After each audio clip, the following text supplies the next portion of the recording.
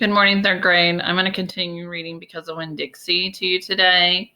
Yesterday, Miss Davis read chapter 2, so I'm going to start on chapter 3. I started in on Winn-Dixie right away, trying to clean him up. First, I gave him a bath. I used the garden hose and some baby shampoo. He stood still for it, but I could tell he didn't like it. He looked insulted, and the whole time, he didn't show me his teeth or wag his tail once. After he was all washed and dried, I brushed him good. I used my own hairbrush and worked really hard on all the knots and patches of fur stuck together. He didn't mind being brushed. He wiggled his back like it felt pretty good. The whole time I was working on him, I was talking to him, and he listened.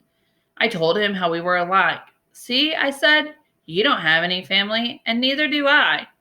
I've got the preacher, of course, but I don't have a mama. I have one, but I don't know where she is. She left when I was 3 years old. I can't hardly remember her, and I bet you don't remember your mama much either. So we're almost like orphans. Winn-Dixie looked straight at me when I said that to him, like he was feeling relieved to finally have somebody understand his situation. I nodded my head at him and went on talking. I don't have any friends because I had to leave them all behind when we moved here. From Watley. Watley is up in North Florida. Have you ever been to North Florida? Winn-Dixie looked down at the ground, like he was trying to remember if he had.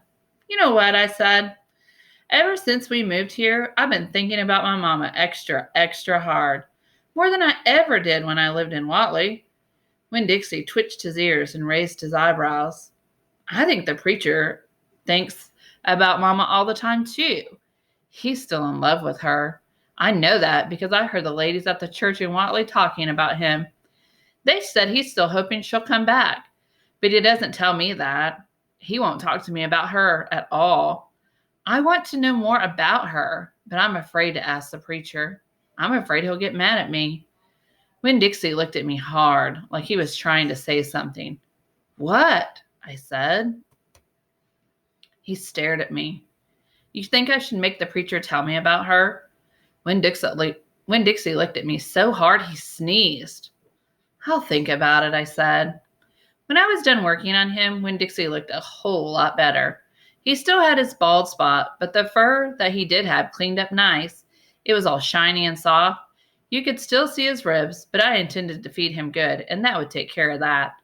I couldn't do anything about his crooked yellow teeth because he got into a sneezing fit every time I started brushing them with my toothbrush, and I finally had to give up. But for the most part, he looked a whole lot better. And so I took him into the trailer and showed him to the preacher. Daddy, I said. He said. He was working on a sermon and kind of muttering to himself. Daddy, I want to show you the new Winn-Dixie. The preacher put down his pencil and rubbed his nose, and finally he looked up.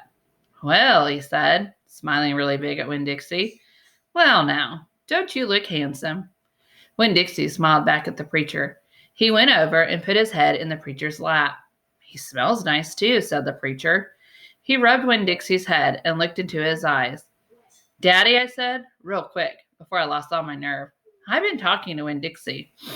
Is that right? The preacher said. He scratched Winn-Dixie's head. I've been talking to him, and he agreed with me that since I'm 10 years old, you should tell me 10 things about my mama. Just 10 things. That's all. The preacher stopped rubbing Winn-Dixie's head and held real still. I could see him thinking.